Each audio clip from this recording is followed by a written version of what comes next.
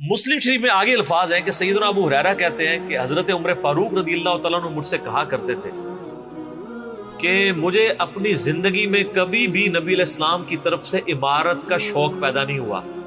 यानी वो कहते थे मेरी एक यानी जिंदगी में जो इमारत वाला मामला है मैं इससे दूर ही भागता हूँ। आपको पता है ना, हजरत अबू बकर का भी जब ये मशवरा शुरू किया तो हजरत उमर ने सबसे पहले कहा कि जी मुझे तो हम माफी रखें, बाकियों में से कोई मशवरा कर ले, मैं जो भी मुसलमान राजी हो जाएंगे। हजरत अबू बकर ने भी सबसे मशवरा किया, हजरत उमर से नहीं किया। और सबसे मशवरा क्या किया कि इसको कर दूं, तो सबने कहा ठीक है। जब अनाउंसमेंट की तो हजरत उमर ने कहा कि अभी आपने मुझसे मशवरा, उनका मुझे पता था तुमने तो मानना ही नहीं है, बस अब इसको मुसलमानों के मशवरे को कबूल करो। तो हजरत उमर की एक तबीयत में एक आजिज़ी वाला मामला था, और आप देख लें कि यही आजिज़ी है जो उनको ईमान की तरफ ले आई है। नबी इस्लाम की तिरमिज़ी में दुआ है ना, ऐ अल्लाह अमर इब्ने हशाम और उमर इब्ने खत्ताब में से एक को इस्लाम की दौलत दे। अबू जहल को क्यों नहीं मिली? मैं आपको एक ही फर्क, एक ही बंदे की जुबानी बता देता हूं। हजरत अब्दुल्ला इब्ने मसूद कहते हैं, सही बुखारी में आता है कि जब उस मरने के करीब था, दो बच्चों ने उसको कत्ल करके नीचे गिराया, भी उसकी रमक बाकी थी, तो मैं उसकी जब गर्दन काटने के लिए उसके सीने पे चढ़ा तो मुझे कहने लगा कि तुम एक यानी कम जात के आदमी ने एक बहुत बड़ी सवारी के ऊपर सवार हुआ है और मेरी गर्दन को नीचे से काटना ताकि सरदार की गर्दन नजर आए। ये अकड़ आखिरी वक्त में भी नहीं जा रही है, ठीक है। और दूसरी तरफ आप हजरत उमर फारूक रज़ी अल्लाह तआला को देखें कि बिलाल हबशी को कह रहे हैं, सही बुखारी में हदीस है कि अबू बकर हमारे सैयद हैं जिन्होंने हमारे सैयद बिलाल को आजाद करवाया। अरब के बनु अदी का सरदार एक हबशी को, ये आप इमेजिन ही नहीं कर सकते आज कि खानदानी वहां पे निजाम, कुरैश तो अपने बराबर किसी को समझते नहीं थे, सैयदुना बिलाल कहते। और एक दफा जब अबू जहल पटाई कर रहा था अब्दुल्ला इब्ने मसूद की, धक्का मार के चला गया। ये सब कुछ उमर सीरीज में फिल्माया कतर वाला। तो वो अब वो नीचे गिरे पड़े हुए हैं, हजरत उमर वहां से गुजर रहे होते हैं, अभी इस्लाम नहीं कबूल किया। तो वो हाथ पकड़ के उसे उठाते हैं, तो अब्दुल्ला बिन मसूद की जुबान से निकल जाता है कि वल्लाह तुम उन दोनों में से बेहतर।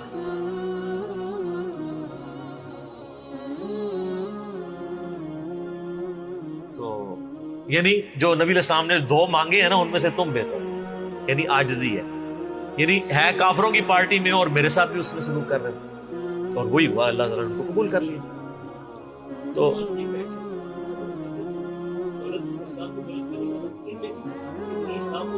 हाँ, ये दो अलग हदीस है, दो अलग तिरमिज़ी में दोनों रवायतें। अच्छा, अब आप देखें कि सैयदना उमर फारूक रज़ी अल्लाह तआला अन्हु कहते हैं, हज़रत अबू हुरैरा कहते हैं मुस्लिम शरीफ की उस हदीस में कि हज़रत उमर मुझे कहा करते थे, मुझे पूरी जिंदगी कभी इमारत का शौक नहीं हुआ सिवाय उस दिन के कि जिस दिन अली को झंडा मिला। मुझे भी ख्वाहिश थी कि काश नबी अलैहिस्सलाम मुझे वो झंडा दे। ये हज़रत अली के लिए बहुत बड़ी फजीलत है इस हवाले से कि सैयदना उमर उन पर रश्क करते थे।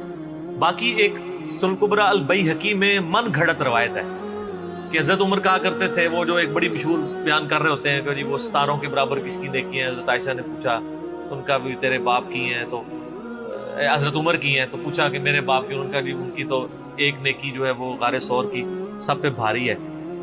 इस हदीस को शेख अलबानी ने, शेख ज़ुबैर ज़ई साहब ने, दोनों ने लिखा है ये मौदू हदीस है, वज़ा की गई हदीस है, लेकिन ये हमारे मुसलमानों के बच्चे बच्चे को याद है। जाली हदीस है, ज़ईफ नहीं सर, घड़ी हुई हदीस है। और जो मुस्लिम शरीफ की हदीस थी वो हमने आगे एक्सप्लोर किया कि हज़रत उमर कहते थे मुझे अली पर रश्क, कि मुझे वो झंडा नहीं मिला और अली को मिला। दूसरी तरफ सैयदना अली भी सैयदना उमर से बड़ी मोहब्बत करते थे। हाँ, बुखारी और मुस्लिम दोनों में हदीस है, मिशकात में भी आपको मिल जाएगी, तीसरी जिल्द में, हजरत अबू बकर उमर के फजाइल के चैप्टर। अब्दुल्ला इब्ने अब्बास कहते हैं कि सैयदना उमर की मैयत रखी हुई थी और लोग उनकी मैयत पे रो रहे और अपने अपने अंदाज में उनके ऊपर सलाम पेश कर रहे थे कि आपकी वजह से अल्लाह ने इस्लाम को इतना उरूज दिया, रोमन और पर्शियन एम्पायर गिर गई, यरमूक और कादसिया में अल्लाह ने मुसलमानों को फतूहात दी। और कहते हैं इतने में एक शख्स मेरे पीछे आके खड़ा हुआ, क्योंकि मैं भी मैयत के सामने बैठा हुआ था, उसने मेरे कंधे के ऊपर आके यूं कोहनी रख ली اور اس نے سیدنا عمر کی میت کو مخاطب کر کے کہا کہ اللہ تجھ پہ رحم کرے اے عمر ابن خطاب، میں نے اللہ کے محبوب صلی اللہ علیہ وآلہ وسلم سے بارہا سنا تھا کہ میں ابو بکر اور عمر فلاں جگہ گئے، میں ابو بکر اور عمر داخل ہوئے، میں ابو بکر اور عمر نکلے، مجھے امید تھی کہ تم اپنے ان دو ساتھیوں کے ساتھ جا کے ملو گے۔ کون سے دو ساتھی؟ سیدنا ابو بکر اور سیدنا محمد رسول اللہ صلی اللہ علیہ وآلہ وسلم۔ اور اللہ کی قسم اس روئے ارض پہ تم وہ شخص تھے کہ مجھے خواہش ہے کہ میں تمہارے اعمال کے ساتھ اللہ کے حضور پیش ہوں۔ ظاہر ہے اتنا بڑا عروج سر، انسانی تاریخ کا سب سے بڑا ریولوشن نبی علیہ السلام کا، اس کی ایپیکس سیدنا عمر کے دور میں ہوئی ہے، اور یہ اللہ کا معجزہ ہے۔ نبی علیہ السلام کی مبارک زندگی میں انقلاب آتا نا تو اس طرح کے تو بہت لیڈر پہلے بھی آئے تھے جنہوں نے اپنی زندگیوں میں انقلاب لے کے آئے تھے۔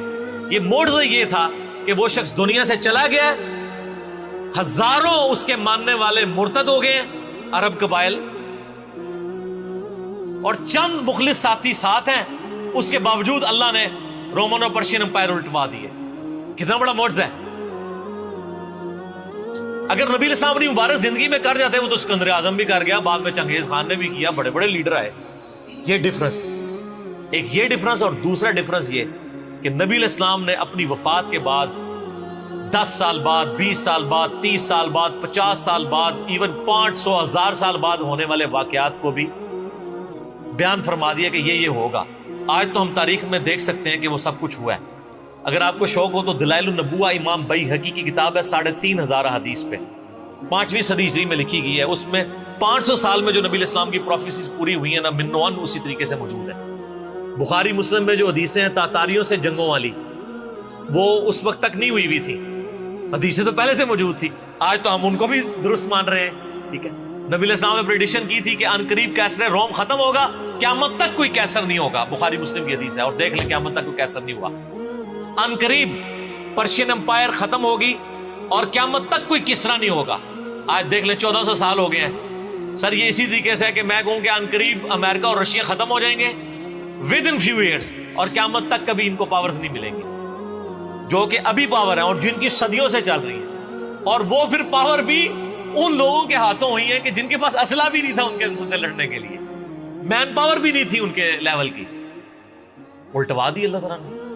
تو سیدنا علی نے کہا کہ یعنی ابن عباس کہتے ہیں کہ حضرت عمر فاروق رضی اللہ تعالیٰ عنہ کی میت پہ یعنی یہ کلام وہ جو شخص میرے یعنی کندھے پہ کونی رکھ کے کر رہا تھا نا، تو میں نے جب اس کو مڑ کے دیکھا تو وہ علی بن ابی طالب تھے جو سیدنا عمر کے بارے میں یہ کلمات کہتے تھے۔ تو یعنی ان لوگوں کی للہیت تھی کہ وہ تعریف کیا کرتے تھے، کوئی آر محسوس نہیں کیا کرتے۔ اور آپ دیکھیں سیدنا عمر کی بھی کتنی محبت تھی سیدنا علی سے کہ جب کبھی بھی فارن ٹور پہ جاتے تھے اپنی جگہ حضرت علی کو خلیفہ بنا کے جاتے تھے، کیونکہ نبی علیہ السلام جب تبوک پہ گئے تھے تو سیدنا علی کو چھوڑ کے گئے تھے، بخاری مسلم میں آتا ہے حضرت علی رو پڑے، پہلا اور آخری موقع تھا کہ جنگ میں نہیں گئے، تو فرمایا تم اس پہ راضی نہیں ہو، تمہاری میرے ساتھ وہی نسبت ہے جو ہارون کی موسیٰ کے ساتھ، مگر میرے بعد کوئی نبی نہیں۔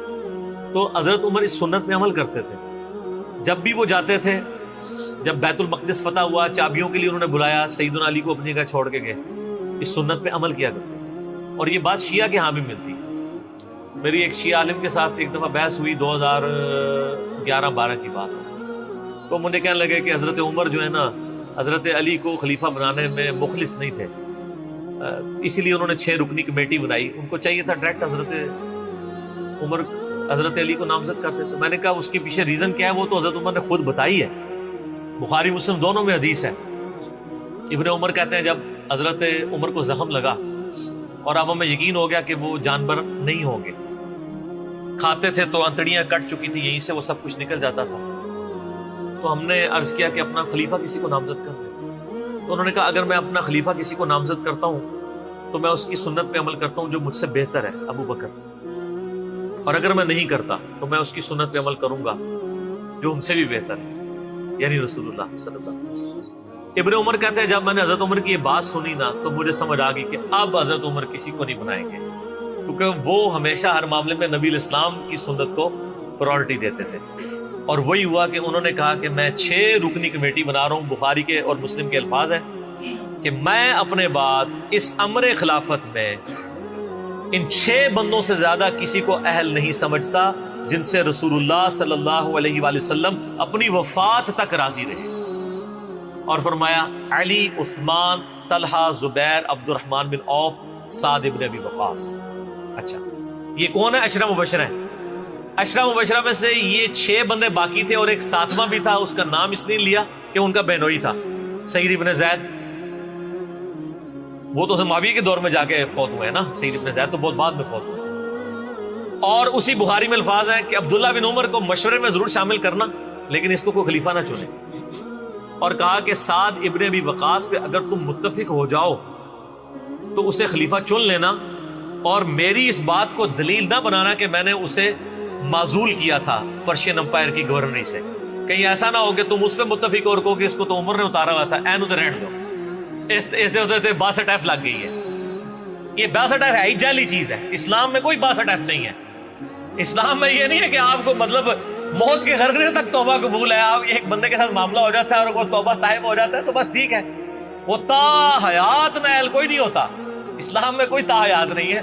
اللہ تعالیٰ کے ساتھ گستاخی کرنے والے کے لیے بھی جامعہ ترمذی میں حدیث ہے کہ موت کے غرغرے تک جو ہے وہ توبہ کا دروازہ کھلا ہوا ہے، موت کے غرغرے سے پہلے. تو 62 ایف نہ لگا دینا اس پہ. وہ ایک معاملہ تھا، وہ حضرت عمر کسی کو 4 سال زیادہ گورنر رہنے نہیں دیتے تھے، انہوں نے ان کو ہٹا دیا. تو یعنی ان لوگوں کی یہ للہیت ہوا کرتی. تو میں نے اس کو کہا کہ دیکھو کہ یہ وجہ تھی کہ انہوں نے نبی الاسلام کی سنت پہ عمل کیا کہ میں ان 6 بندوں سے نبی الاسلام راضی تھے، میں اس کمیٹی بناؤں گا. میں اور اس میں الفاظ ہیں بخاری مسلم میں کہ میں زندگی بھر تمہارا بوجھ اٹھاتا رہا، اپنے مرنے کے بعد تمہارا بوجھ نہیں اٹھاؤں گا، تم خود اپنا خلیفہ چن لینا ان 6 میں سے. یعنی میں کسی کو نامینیٹ نہیں کروں گا. دوسرا میں نے اس شیعہ عالم سے یہ بات کی کہ حضرت عمر اتنے بڑے رسک کے اوپر تھے کہ جس نے پوری دنیا کو الٹ دیا ہے اور وہ چند بندے لے کے رومن اور پرشین امپائر کا وزٹ کر رہا ہے. کوئی بھی قافلہ ان پہ حملہ کر کے ان کو شہید کر سکتا تھا. اور اگر خدا نہ خواستہ اس دوران وہ شہید ہو جاتے تو حضرت علی آٹومیٹکلی خلیفہ ہوتے کیونکہ ان کو چھوڑ کے گئے ہوئے تھے. یہ ان کا اخلاص تھا. پھر سیدنا عمر نے حضرت علی کو چیف جسٹس لگایا ہوا تھا حجاز کا. چیف جسٹس آج کل نہیں سنبھالا جا رہا، اور اس زمانے میں جب اسلام کا دورہ ہو، عدل کا نظام ہو، اور تینوں جو زہد کے امام تھے نا، حضرت عمر نے ان کو چیف جسٹس لگایا تھا. رومن امپائر گری، اصحاب صفہ میں سے ابو درداء کو لگایا، سب سے غریب ترین صحابی. یہ ان کا کرائٹیریا تھا. ابو سفیان، بڑے بڑے لوگ جو اینڈ پہ مسلمان ہوئے، یہ لائنیں بنا کے کھڑے رہتے تھے. حضرت عمر ان کو نہیں ملتے تھے جب تک باقیوں سے فارغ نہ ہو جائے. وہ کہتے تھے ہم سردار. ان کا نہیں، تم اسلام میں بعد میں آئے ہو. اور وہ مہاجرین کے وظیفے اور اصحاب بدر کے وظیفے انہوں نے باقیوں سے ڈبل لگائے ہوئے کہ انہوں نے برے وقت میں اسلام کا ساتھ.